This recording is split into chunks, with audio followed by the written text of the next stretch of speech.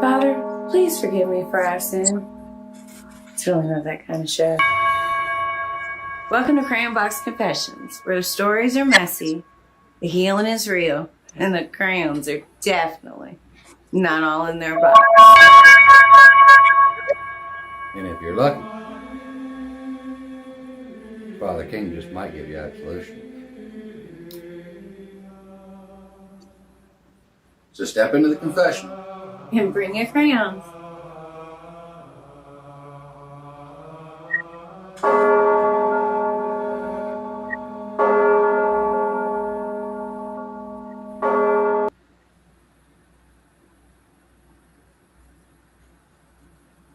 Hey guys, welcome to Crayon Box Confessions. My name is Beth King, also known as the Crayon Eater's Wife.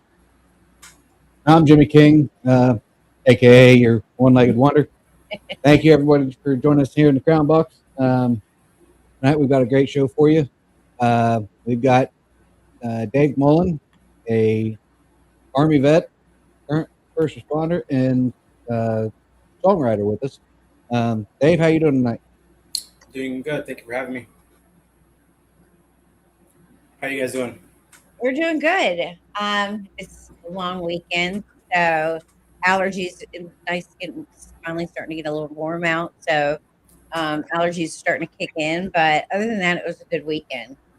Good. So I've been hyping up everybody for the last couple weeks, and yes, this is the guy who wrote our song.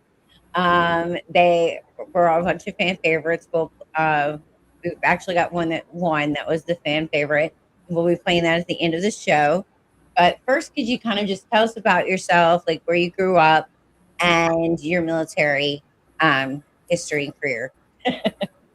Yeah. I was born and raised in East LA. Anybody who's ever watched the movie called Blood In, Blood Out, it's an old 80s movie of the East LA gangs. And Okay, yeah. Emilio Estevez and so the back of the movie has a theme tree on the movie. That was actually, you go walk in my backyard and you could see that tree where that was a big symbolic of the movie. Grew up without a dad, and my dad passed away when I was 7 years old, and raised by three women. My mother, my sister, and my grandmother. And growing up in LA, I always saw LAPD and LA County Sheriff's pursuits passing in front of my house, and the helicopter and dogs, the canines chasing people in the back of my yard. And I was like, that looks so cool. I want to do that one day. But growing up without a dad, I didn't have a father figure or anyone to show me how to defend myself and protect myself. So I just to make it through my teenage years, I joined. I hung out with some people that I shouldn't have in LA, and I realized that was going to lead me to not get to my goal of becoming an officer. That's always been my goal, to become an officer. And as soon as I turned 18 and graduated high school, I walked into the LAPD office and then asked them, how do I join? They told me you have to be 21, and I was thinking, I'm not going to be able to keep my nose clean or my background clean, or I'm not going to make it out of here alive till 21. Yeah. So I did the next best thing, and I marched myself into the recruiter's office and joined the Army. And I told him, how fast can you get me out of here? He asked, what do you want to do when you get out? And I said, I want to be a cop. And he told me, well, the best thing to do will probably be combat MOS, combat job. Joined, and then 8 years in service, did 4 years field artillery as a 13 Bravo, and then I re-enlisted, reclassified to 11 Bravo infantry. 3 deployments later, I got an honorable discharge as a staff sergeant, E6, and started applying everywhere. I was stationed here at the time it was called Fort Lewis. Now it's called McCord, JBLM, Joint Base Lewis McCord. It's an Air Force Army base now. And I got hired out here, and I've been a cop now for just a little over 15 years. I started with a department in Eastern Washington. Did 5 years there with them. I made it up to sergeant with them, but then I left to where I'm at with now, and I've been with them for 10 years, and I'm a sergeant there now. That's awesome. Outstanding. So basically, you started out wanting to be the on the officer side. Growing up, realized that if you didn't change something, that you was going to end up being on playing one of the other roles in the movie. Yeah, exactly. That's correct situation. I like that. Yeah. It's funny. Yeah, Also, it was. it was kind of just funny. Also, you and Jimmy's mindset, like some of your decisions, like okay, I want to be a police officer. That was Jimmy's number one goal for joining the military. You know, he grew up actually, out in the country in the middle of nowhere where it was factory work or, so there wasn't a lot of opportunities if you didn't go to college Right. um, back home and he didn't want to be stuck in one of those jobs. But a lot of y'all's, your lives were completely different, but your thought processes and, what led y'all into those recruiters' offices, are very much similar. Right. Yeah. And I had to keep that hidden from the people I hung out with. When Oh, I'd see the police and everybody around me would be cheering for the person running, and outside I was having to put up that same, mask, but in the inside I was like, "Hurry up and catch them!" and Um, with losing your dad and looking for other places for that male figures, I mean, you are really lucky that you didn't fall victim into more life of crime and or having that hatred for the police right. um, that often people in crime do tend to have, and skepticism in police officers, which in different cultures and different neighborhoods, it's definitely not that it's not warranted.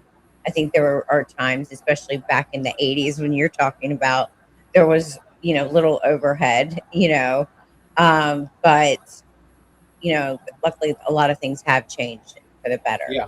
Yeah. Um, Absolutely. And I think, I mean, I had several run-ins with law enforcement when I was growing up and hanging out with the wrong crew, but I knew that some of them mistreated us, and did us dirty, but I knew I was joining for the right reasons. My And mother had to work. yeah, and when I say that, there's one of that, and there's you're gonna find a rotten egg in any background, any history, any position, any job, anywhere you look in America. Right. It that's of any type of Anybody, any job field that you has speak Bethany's. any job, any job field that gives Yes. someone a sense of power Control. or authority, as far as it goes, at some point there's going to be those bad apples. Right. When I was coming up in boot camp, is where they first taught us. There's always that 10%. Right. Yeah. No, growing up with my mom working doubles and barely seeing her, and being able to barely provide the little things we had, and then falling victims to theft and burglary, and watching my mom crying for having our house broken into and having our stuff taken that she could barely afford to have. Right. That's what made me want to do this job, to protect the folks that are struggling to make it by and are still falling victims. That are out there really struggling, working hard, doing what they're supposed to do for their families, and then Right. have that ripped away and taken away by somebody just to get Mhm. ahead easy in the easy way. Yeah, it's sad. It's definitely sad, and I can see where that definitely pushed you and drove you. Right. Okay, so now let's get into a little bit of your military career. Um, you said who you served with. You said you did 3 tours. What kind of experiences, especially, we've talked about going on like your first tour and it's like, okay, I'm ready for this. But then we were talking about when it came to, one of your last tours, you were leaving a family, you were leaving, kids behind. And you were doing what, 18 months at a time? At first, it was 12, and then my last one, Okay. by then it was turning into 18 months. Yeah. Yeah. Wow. See, I'm used to the Marine Corps where the Marines are 6 months at a time. Mhm. So it's definitely not that long. Yeah, the last my third deployment actually was we took over a very tiny base. It wasn't supposed to be meant to be lived in. It was a Marine base, so they were just using it as a checkpoint area. But we stayed there for 18 months and no running water. It was horrible. It wasn't meant to live there for that long. Yes. Yeah. Jimmy can relate. He had to have his parents send him baby wife. Yeah. So Yeah. yeah, I was with the Fourth Infantry Division when I first joined as artillery, and my first deployment, 0304. Uh, our mission at the time was artillery, and we were inside paladins, which were just like like armored tanks, but that fire artillery. Hmm. And I saw videos of the stuff that we blew up out there, buildings and stuff, but I didn't get because we were firing from miles away, so I couldn't see the action. And then come back home, and then cool story about that first deployment. The Fourth Infantry Division got credit for capturing a leader of Iraq.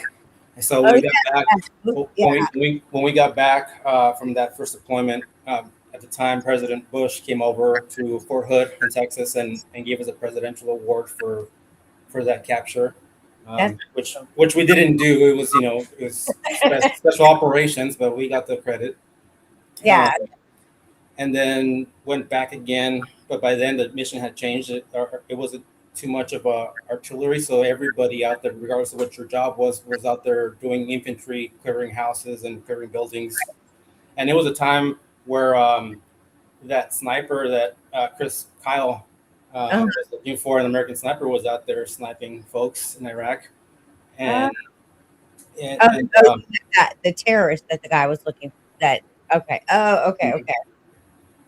so that I was out there when that was going on. Real quick, sorry, don't want to interrupt. Hold that spot, but did want to give a shout out to Gerald Paget. What's up, Bones? Keisha Tucker, Hey. Lori Ann Terry Fisbee, Charles Felder, Shannon Jameson, John Morden. Thank you guys for joining us. For anybody who hasn't already done it, if you could highlight in the comments, it'd be greatly appreciated that people know that we're out here putting a show on for you, passing on some good information, and doing a real good interview. It'd be greatly appreciated. I see Tisha Tucker's. She's putting out that she's in Eastern Washington. Oh, okay. Yeah. Yeah, So, she's actually one of our admins. I love Tisha. okay. Yeah. So went my second deployment and came back. Saw the difference, and my contract was up, and I really enjoyed doing the infantry stuff. And I was like, I want to do this for real. And I re-enlisted. I wasn't financially ready at the time. Many personal issues going on back home when I couldn't get out of the military. So I re-enlisted. Uncle Sam flashed some money in front of my face and said, "Re-enlist, and I'll give you a bonus." And I reclassified the infantry, and I went back for my third to Afghanistan, and I just felt like I wanted to cry because I knew it was going to be a long 18 months. It wasn't the fact that I was in combat; it was just knowing how long it was going to be that I was going to be away from home because that was my third. Yeah. Yeah. Yeah, no, I can't imagine that. That's hard. Jimmy, whenever technically single, he left because he was trying to get rid of his wife. So Yeah, I got orders the first time for it was end of December or getting towards the end of December, and I got orders for a unit that wasn't leaving until the following September. And I called our monitor up and said, "Gunny, I know you just cut me orders, but they're not leaving soon enough. I need to go now." And he told me to stand by for orders to be coming down the line, and he said a few expletives in there. I was gonna say we're at 15. Oh yeah, we're at 15. So he's like, stand by for an order or stand by for a mod coming down the fucking line, and hung up on me. And 2 days later, I had orders for 2-4. I checked in mid-January, and we flew out mid-February. So I was with the unit for like maybe 30 days prior to flying out. He got me out of there quick. Yes. Wow. But yeah, I was legally separated and just trying to get away from my ex. So Or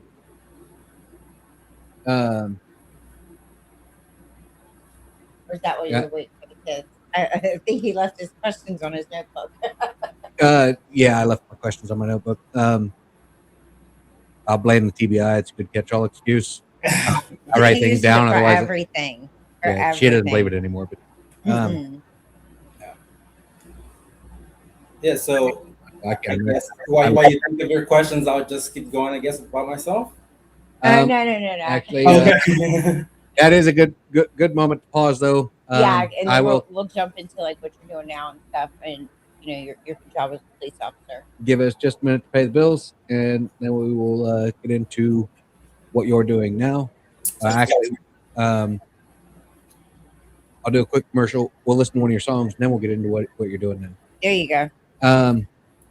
So for anybody who's looking to improve your business, start your own business, start your own organization, or sell your services to the government, get some of that, some of them government contracts, get some of that government money, reach out to RTS at YESRTS.com. These guys are absolutely amazing.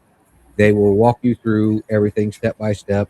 Not only, work for you, but explain how they're doing it so that you understand how you're going to improve your business or gain these contracts, etc. Trust me, if my crown ain't asking to follow along, I'm sure you can too.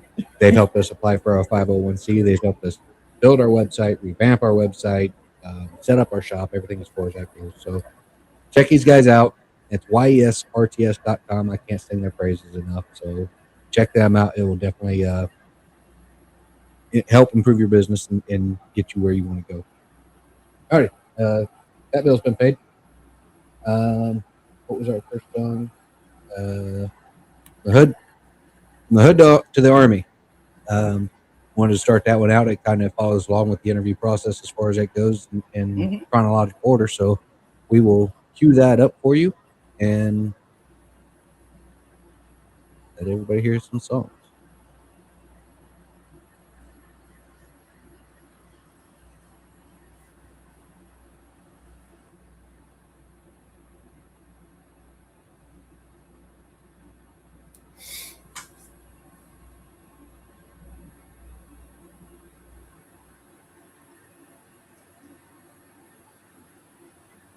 A 23-year-old man was shot and killed while walking to meet his girlfriend in an East LA neighborhood. It happened in the 900.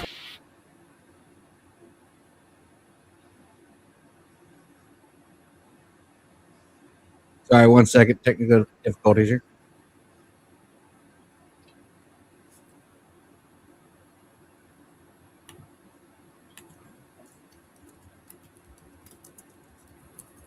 A 23-year-old man was shot and killed while walking to meet his girlfriend in an East LA neighborhood. It happened in the 900 block of Kern Avenue. CBS 2's Art Barron is live near the scene where he spoke with devastated family and friends. Art? Andrea, no one is in custody right now, but Alex Guinness was walking up this stretch of road early this morning hoping to meet up with his girlfriend at Whittier Boulevard, but that just didn't happen. He was shot to death. No dad at home, just 3 women and me. Mama working doubles just to keep the lights and heat. Sister tried to guide me, grandma prayed every night. Sister tried to guide me, grandma prayed every night. But a boy without a father gotta learn how to fight. School hallways bruising my pride. Bullies pushing, had to learn to hide, to fight. No man to say stand tall, son, don't you fold. So I search for protection where the streets turn cold. From the hood to the army, I rewrote my fate. Traded gang signs for salute lines at the gate. If I had one more chance, I'd do it every time. The army saved my soul, then my spirit climbed. East LA nights, graffiti walls, sirens cry. I joined a set cause I was tired of being a guy who never fit in, who never stood strong. But in that hood life I knew I didn't belong. Knee deep in the danger, bullets sang lullabies. Either prison steel bars or we're coughing goodbye. But I made a choice to put down the Glock, sign the dotted line to get away from the block. Police got a call saying that somebody was in shock. When they arrived, they found a victim, a man approximately 40 years old who had been shot multiple times, hit by an inmate here in that gun battle with deputies were... From the hood to the army, I rewrote my fate. Traded gang signs for salute lines at the gate. If I had one more chance, I'd do it every time. The army saved my soul, ain't my spirit to climb. Boot camp broke me down.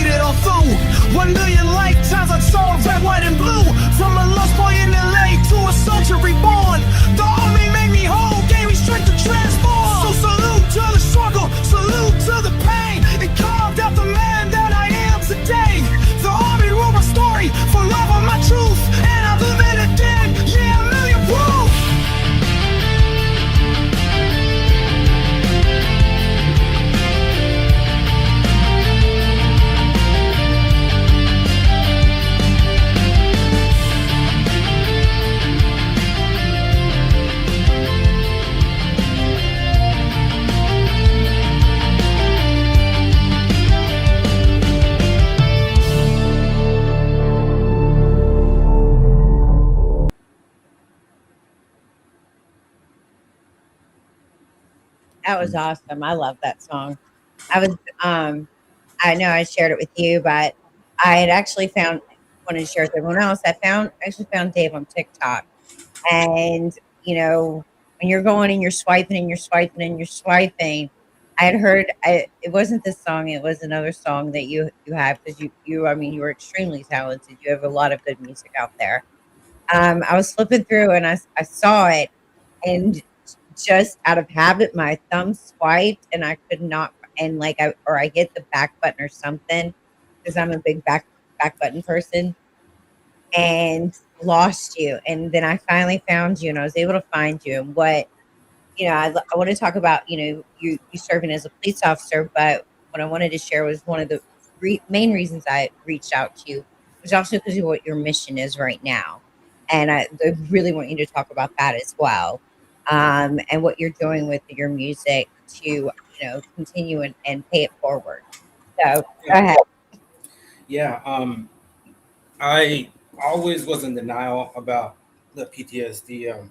Lost lost my squad when I was on mid-tour leave on 2 weeks, and then I had no idea until I got back into combat, and was told when I was greeted back to my base that my squad was gone, and it was really hard, but I adapted, overcame, and got back and felt I was just fine when I got out. I was like, I'm ready. I have all my limbs and I'm fine. And didn't believe that some of the wounds that we receive are not visible.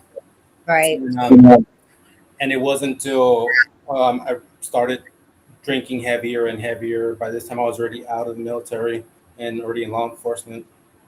And my wife just told me, you need some help. And she gave me an ultimatum. And if it wasn't for her, I wouldn't have sought help. And then was diagnosed with PTSD and got medication. But each 4th of July, Veterans Day, Memorial Day was getting harder and harder for me to deal with, and getting darker and darker. And I felt again into a dark place. And talk therapy wasn't doing it for me. I saw about 3 or 4 therapists through the VA. I didn't like it. Didn't feel like I could be open and honest with the therapist, because any wrong word could have jeopardized my career as law enforcement, because they're mandatory reporters. And Right. I thought that was wasting my time and theirs for being there. Mm-hmm. So I was trying to find any way to relieve the pain that I was feeling, to include, thinking of every single way to end the pain. Yeah. Without saying too much. But I remembered that the reason I'm very proudful. I'm a proud father, knowing that I grew up without one, and I raised 2 boys and 2 girls. And I was like, I can't just quit on them now. I've made it this far, and there are the reasons why I stuck around so long. I'm not gonna just quit now. And every therapist I saw would tell me to journal, and I was like, I'm not journaling. That's not for me. I don't like that stuff, right? Because when I think of journaling, I think of my teenage daughter journaling. I'm like, I'm not gonna go journal. And I didn't read. Not talking about anybody in that's interviewing you or anything. Yeah. Jimmy's a big journaler. So Okay. I journal, but He yeah. has one of those fancy pens too. I like writing with pen stuff. yeah, my wife even got me like this manly military journal. I'm like, yeah, it's not gonna work, because they're not gonna convince me. But I found out that there was a symbolism, or it's symbolic for journaling. I guess not many therapists tell clients, but it's symbolic. Once, like, writing it down, it helps you get it off your chest, and it's out of you. And then when you close that book, it's like you're closing that chapter. Right. So, but at the time I didn't know that, and I was running out of options, and I like, what else is out there? And I started looking, and I went into therapy of some other sorts of not traditional hypnotherapy, and I became really good friends with the hypnotherapist, and he told me you need a journal, and I listened to him because I really did like him. And instead of journaling, I'm like, when I was a kid, I was like writing poems and writing songs. So I just started writing. Hold on. Journaling is girly, but writing poems, you were like, I'm mainly writing poems. As a kid, I was writing poems. Sorry, I had to. So I just started his inner Edgar Allan Poe. There you go. So I started just writing my feelings, but making them rhyme. Yeah. And I started turning them into songs. And the first song, which it came before from the Hood to the Army, was my very second song ever.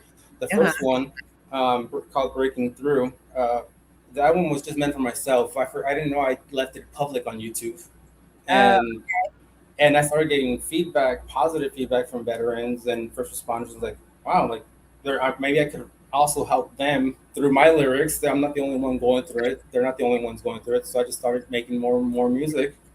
And that's how the whole music stuff started. That's amazing. And you said you wrote poetry when you were younger. Mm-hmm.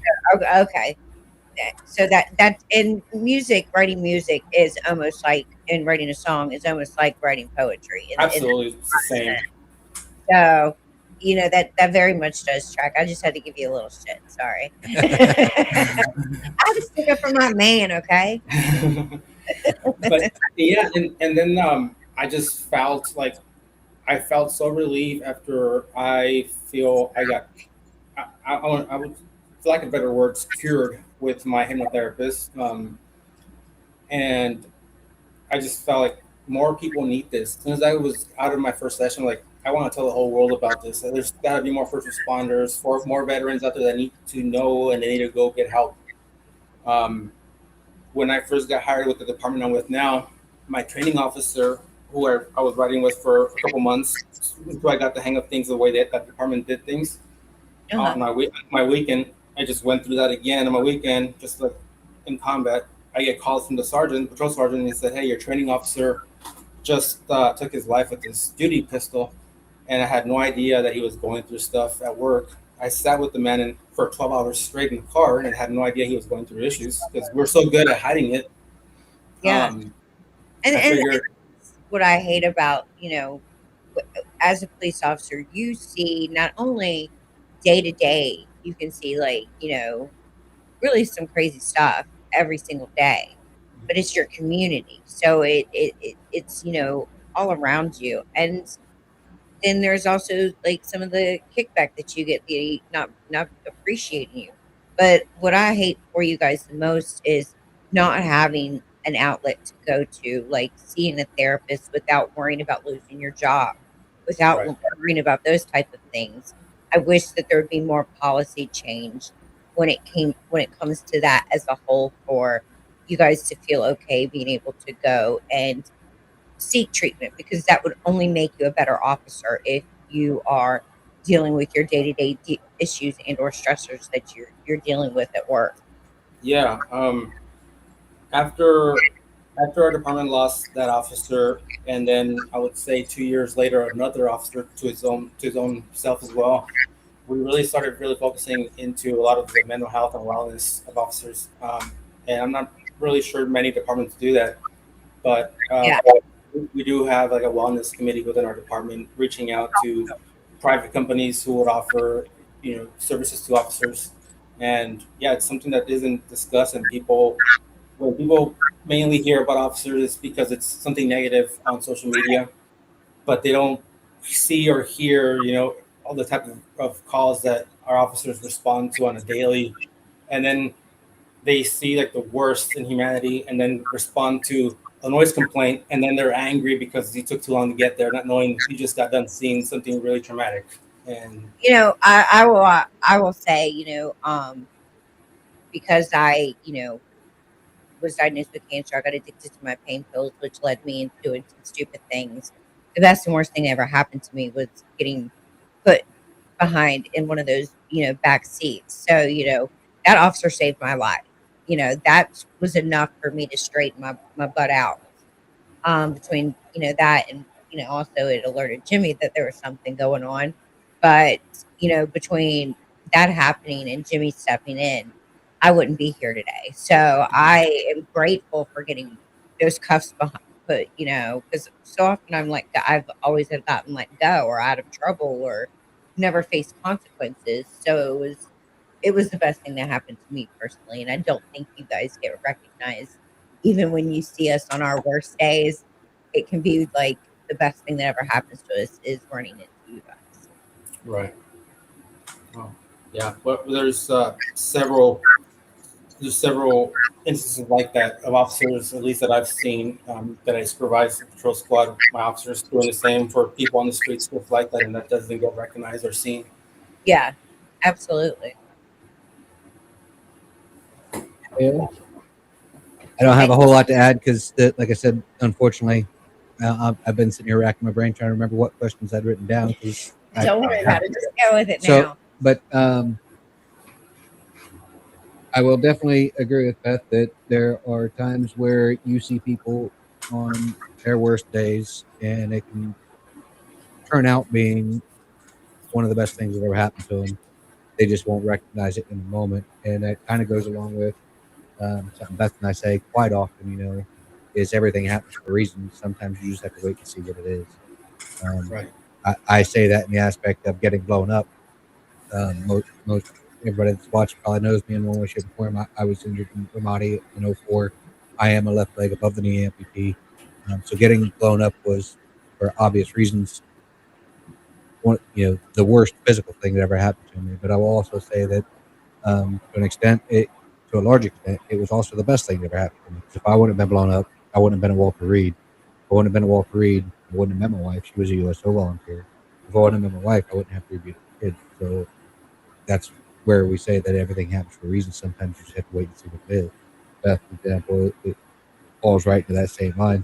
At the time, she probably thought it was one of the worst days of her life, but in the long run, it was one of the best things that ever happened. Yeah, I can definitely sit back and appreciate it now. So let's talk about what did you just receive? I'm sorry? Didn't Oh. yeah. Yeah, so You're talking about my state certification. Yes. Yeah, so once I got done being a client or a patient of my hypnotherapist, he found me very genuine because I told him about my music, and I told him that I planned on I got my logo trademarked by an U.S. Trademark company and owned it, and I told him I was looking to making merchandise to raise money for wounded, disabled veterans and families of fallen officers, and he saw how genuine I was about trying to help people, and he told me that I would make a great hypnotherapist for veterans and first responders, and he told me that he was the go-to for the state to certify, and that he was about to have a course coming up, and that he would like me to be a student of his. So I attended the long course and had to finish my master's on human psychology. And once I got all that, submitted everything to the state of Washington's health department, and I just got certified and licensed as a hypnotherapist as well in the state of Washington. Mm-hmm. And I'm going to be working for his office. I was going to say, and he did what? He hired you too. He hired me to work in his office. I told him I didn't want to get paid. I just wanted to help veterans and first responders, and he told me he had to pay me. So whatever I do get from that, would also be going every single penny towards helping wounded veterans, disabled veterans, and families of fallen officers. And I love that because there isn't a lot of stuff out there for first responders. We do have a lot of stuff out there for veterans. So I love that you are, of course, you're a first responder, so you would add them in. But this is something that's available, and now, it will be able to be provided for them. And like you said, they can go and it's for hypnotherapy, correct? Correct. That's awesome. Yeah. And the good thing about it, I knew nothing other than what I saw on TV on stage of the fairgrounds, that hypnosis. I didn't know what it was. And right. I didn't know how long it's been around. And I didn't know that hypnosis was actually a stage that everybody goes through on their way to sleep and out of sleep. And it's so understanding that and how that is used to help folks. I just found it fascinating, and I just went in there with an open mind because at the time I was so vulnerable. I just needed help. And every officer at work that I told that I was going to chemotherapy, every single one would tell me, "Wow, I was thinking about looking into that because they needed help as well. They just never took that leap." Yeah. So knowing that I could bridge that gap and get them help, that's why I do it. That's why I'm doing it. That's amazing. You want to read some comments? I just thought about it. We hadn't read any comments. Yeah, I was just getting ready to say, Yeah, let's get some questions and see what we can find for you. Sorry, I gotta go back up here a little bit. Sorry, ladies and gentlemen. This has just been a really great interview. So going all the way back to just after the song finished, Tisha Tucker said that you mentioned the women who raised you. It's not a patient, so she loves the fact that you were mentioning the women that raised you. Lorianne said sometimes we just can't see it ourselves, and then what it used to be. Probably everything happens for a reason. Shannon said, when talking about journaling and songwriting and stuff like that, Shannon said, I couldn't find the words to explain my PTSD. That's very true, I'm sure. Theo said, the first song I wrote after my divorce was, I hope my worst enemy finds a woman like you. I want to hear this one because really great little ditty you got there, Theo. Yeah, I really want to see what genre he wrote that in. I know, right? Slow jazz. He also said, I just heard Beth saying that she likes Jimmy to put cuffs on her.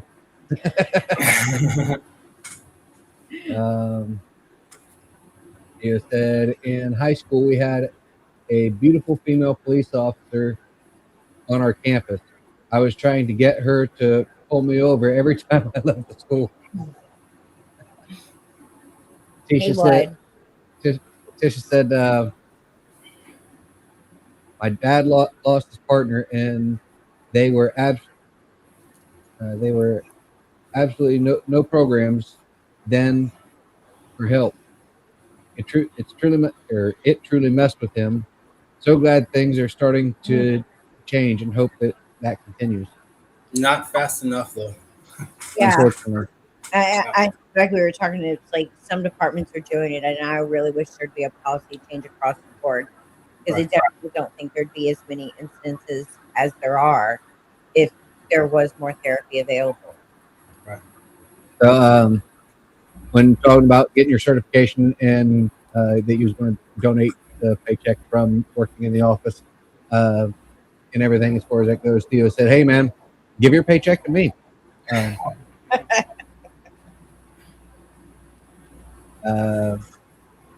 Lorianne said, congratulations. And then Theo said, never mind, you found a better cause. Yeah. Tisha said, congratulations. Shannon said, congratulations. Marcus Reed joined us in that highlighted. That's Marcus Reed. He's the one who is going to get his master's, who is the OG of our old show. Gotcha. He was. Thank you. Thank you all for congratulations. Yeah. So that catches us up on the comments. I'm going to take a quick second to pay some more bills, and then we can play End of Watch, the other song. Yes. So for those of you who enjoy our particular brand of humor, join us on Facebook at Crown Eater 1775. We believe in healing through laughter. So your military humor, your dark, your inappropriate, your explicit. I don't know what you're talking about. Is like that. What you're going to find. We do, like to mix in some positive stuff with Motorcycle Mondays, Tantrum Tuesdays. What do we got on Wednesday? Tantrum Tuesdays. Wednesdays we do Buddy Check. Buddy Check Wednesdays, Pet Therapy Thursdays, Selfie Saturdays, which surprisingly is highly popular. It's a very big hit with our veterans. I was actually extremely surprised at exactly how many veterans like to fake Send me their selfies. selfies. Yep. But for the most part, you're going to find the memes that everybody says you shouldn't post. Yeah. As far as that goes, oh, you shouldn't laugh at that. Well, we do, because that's our sense of humor. So get over it. It's what helps me heal.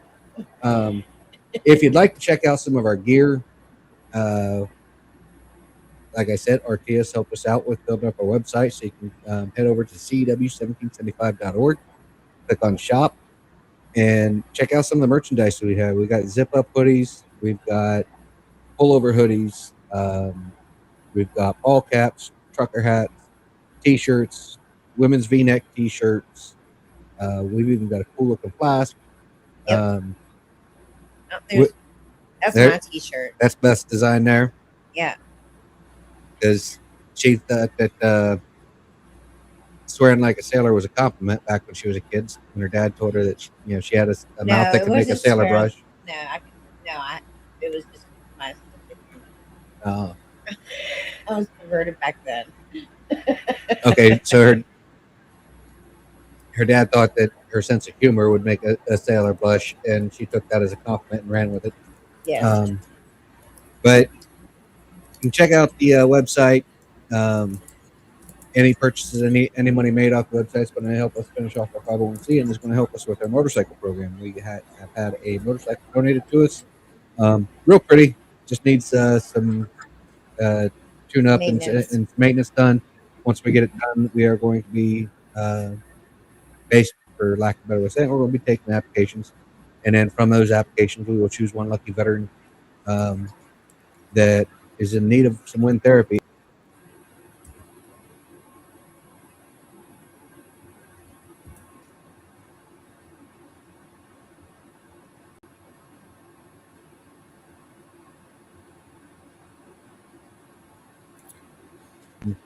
Click on donate, select what program you'd like to make a donation for.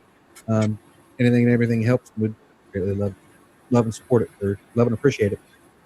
And now this is David's second song that we have. It's End of Watch.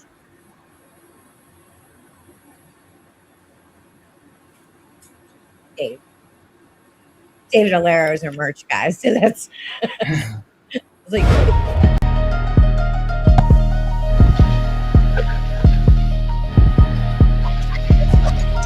12-hour tour, but the world on pause. Radio bleed through the silence, respond. Adrenaline spike, now I'm gone. No thought from a calm to chaos in a single call. No scent in my boots, but the weight still there. Same trauma, different uniform I wear. Every scene overlap, no time to process. Just stacking inside, let it ride in the chest. From a noise complaint to a post that's gone. Still hit the last screen while I'm moving on. You see 10 minutes, I see every frame of the last. Everybody I couldn't say. Lights cut the dark like a blade through night. Tunnel vision when I roll to a fight. You screen you late like I chose that route. You ain't seen what I just walked out. No decompression, no space to breathe. Just bury it deeper so I can breathe. Clock says done, but my mind won't stop. I lead the shift, but the shift don't drop. This ain't a bed, just a battlefield. No armor but pressure, I never reveal. Every 53 hours another one gone, but the war lives on when the sirens are. We run to the fire, you run from the smoke. Carry the weight that we never spoke.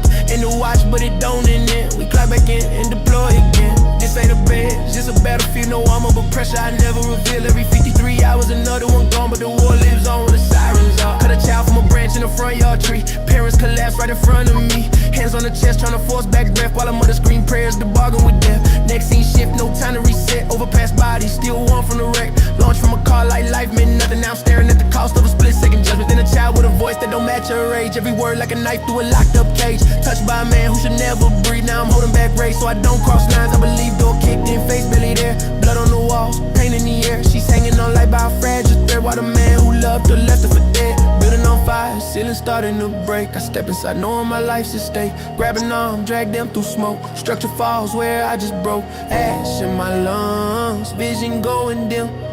Dispatch hits, I'm back again. This ain't a badge, just a battlefield. No armor but pressure, I never reveal. Every 53 hours another one gone, but the war lives on when the sirens off. We run towards gunfire, you run from the smoke. Carry the weight that we never spoke.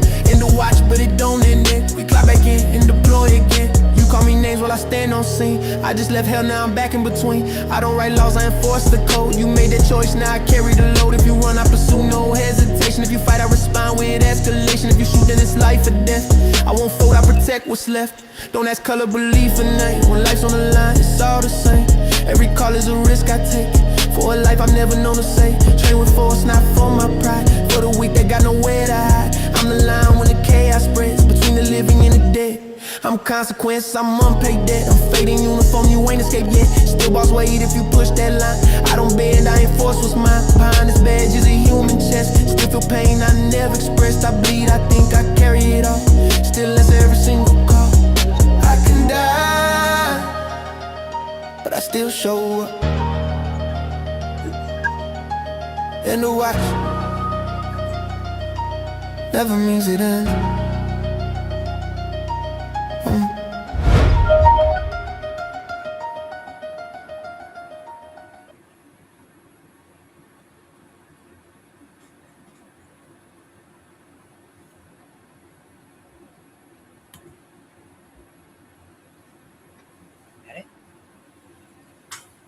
All right.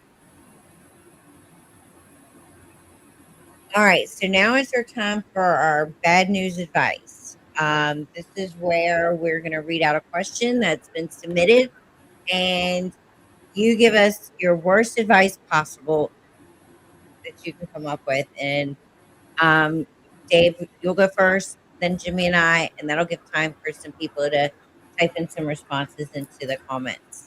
Beth, I was raised by women and raised to be a gentleman. Ladies first. That's the way to get out of it. It's really that's all I saw.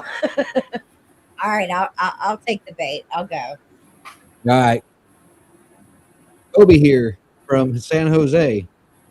I would like to get my music out to more people. The only problem is that I have never sang a note or rapped a verse before. What is the best way for me to be a top performing artist? So he's never sang or wrote anything. Never sang a note or rapped a verse. Okay. So what you want to do is one, plagiarize and lip sync. Those are the two ways to get yourself out there. Milli Vanilli it. Milli Vanilli it. Milli Vanilli as a cover band.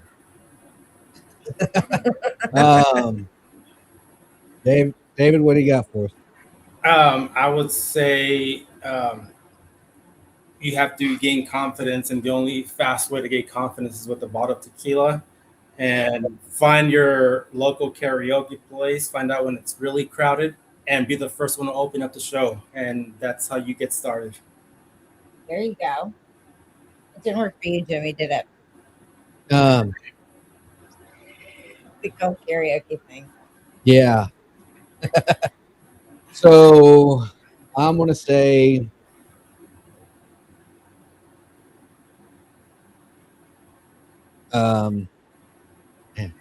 there's too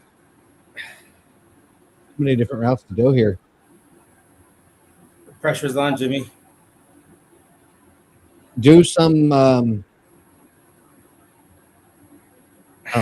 snort a line of coke and then perform naked at your kids' talent show. You just went trifecta there. You know, I'm sure you'll get positive feedback that will help build your confidence. I don't think you asked him for me for this show. I'm just saying. Hey, look, I just offer the advice. If they decide to take it, that's their choice. Yeah, I'm letting them practice their freedom of choice and all that. Right. Yeah. Okay. Now I know why you got that flag you got. It all makes sense. It's all tracking here. Let's see. Marty Combs said hello from Southern Ohio. Marty, how you doing? Hello. Theo said, make a pact with a voodoo doctor to inherit magical singing skills. On the 40th year of fame, you have to give up your soul. or present someone else's soul to take your place. You know, it also said that you had the best bad advice. Jimmy King's advice will make it to where you have to introduce yourself to your neighbor when you get out. We'll have to move X amount of yards from a school zone. Hey, they said they wanted to be a top performing artist. They didn't say which list they wanted to top. Okay? They're going to be on a list. I just didn't say which one. Most wanted list. Right? All right. Bad The advice line of too. Coke, honestly, was what shocked me the most. And The for anybody- child porn, it was okay. Margie, if you haven't seen the show before, this is bad news advice. We read out a question and then we take turns giving the absolute worst advice possible. Yes, this is not something we're actually. Feel free to type in your answers. They will get read out. Yeah. Advice 2. Hi, Dave. My name is Edith from Duluth. I am 5'8" and I would like to join the UFC. The problem is that I weigh 190 pounds. Also, I have never ever been in a fight before.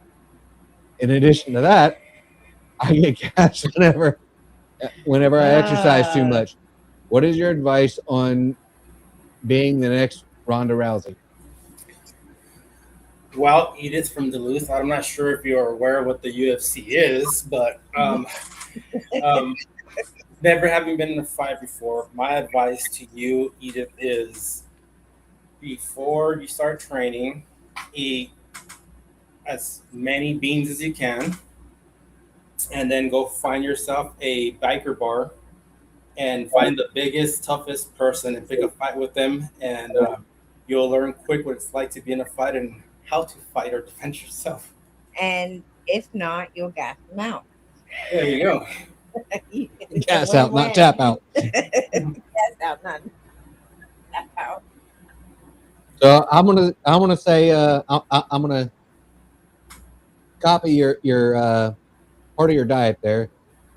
Basically, go on a strict diet of nothing but beans and grapes or some other form of fruit 5 times a day, and then make sure that use weighted gloves because they don't check. Yeah. And if you don't knock them out, you'll gross them out. I'm gonna go with protein.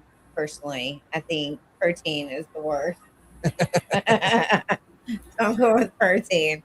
Not only does it get for shock value because they're loud, but they also smell really bad. So, and High go protein diet around. with I protein would go shakes. to LA Hood and go pick some fights. Get your Go- practicing. Go throw, go throw some racist slurs around and see what happens. Yeah, find out what colors they wear there, and then just wear the opposite. And wear the opposite. Exactly. So, yes. And then you'll know if you can make it in the UFC. Ask around on what colors you're not supposed to wear, and then wear Take those someone to colors. videotape in case you are successful. So Theo said Edith should block every punch and kick her with her face, or block every punch and kick with her face. Oh. In a fight, the person that can take more damage to the head is the winner. Edith, your question makes me believe you have taken a lot of punishment to the head already. Keep taking that punishment, champ. You should be a champ in no time. Oh my goodness. That's a good strategy. Wear them out by eating every punch and kick you can. Yeah, you think my face looks bad? You should see the other person's hands. Right. Is Um, that the last one? yeah, we've got a couple minutes to do hypothetical hijinks, and then we will swing it back around. All right, hypothetical hijinks. These are generally your out there situations that, despite the fact that you're going to want to give bad advice for, the goal is to actually try and give the best advice possible. We're going to try This and is where redeem we ourselves. redeem our souls.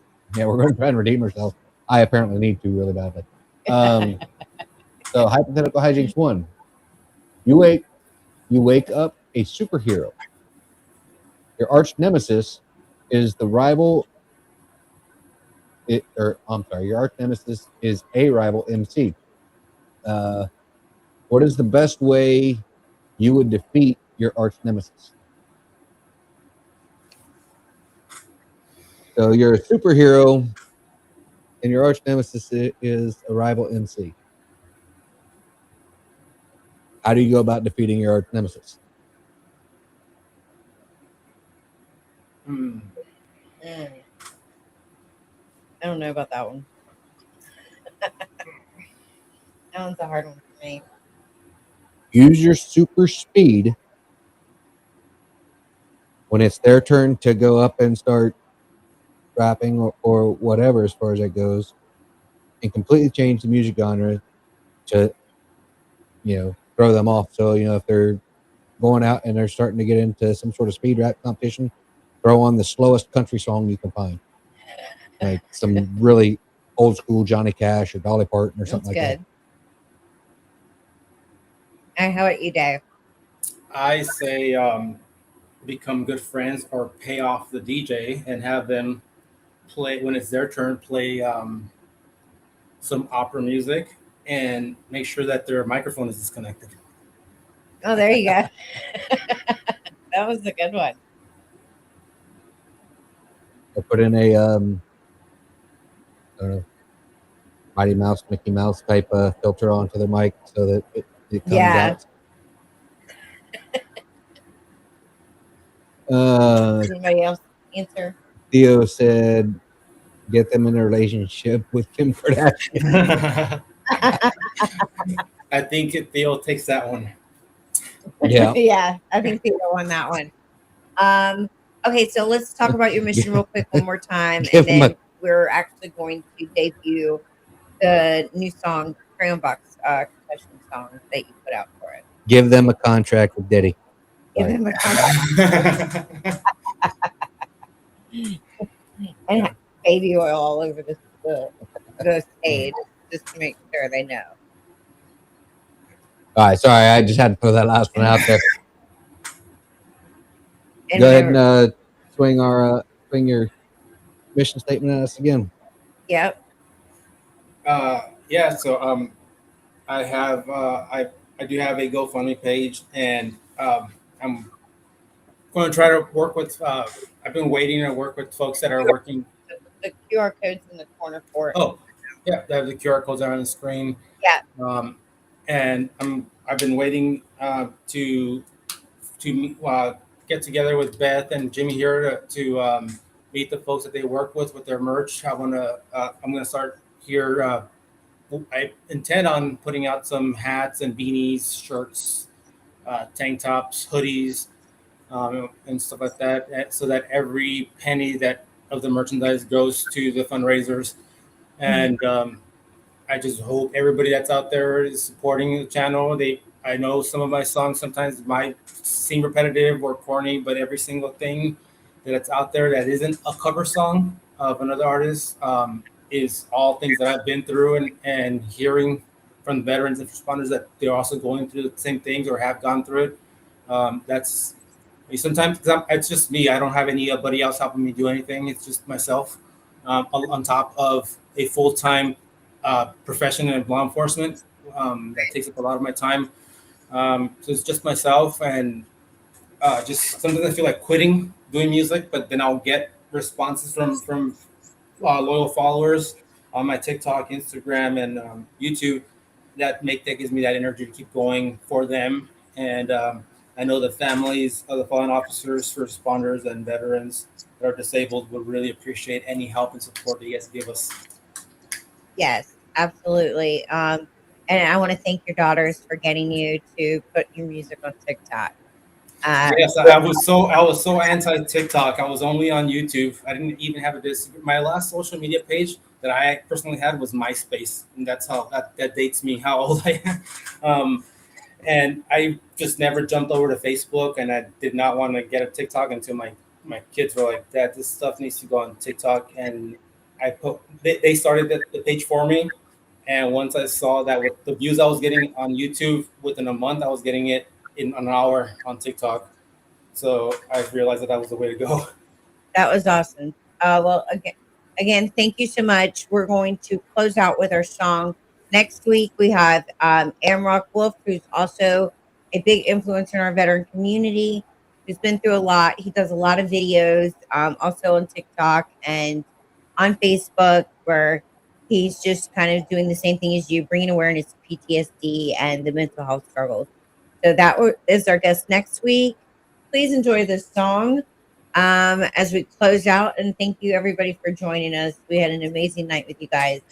Love you guys. Thank you. For those that are watching, that are on Crown Eaters or Crown Eater 1775 Facebook group, this is the song that you voted on. Yes. As far as that actually, goes, on all the pages. Yeah, on all our pages as far as that goes. This was the fan favorite. David here is the author, the writer, the producer of this song. So check this out. We love it. Hope you do too. Good night in the Crayon Box. Thank you.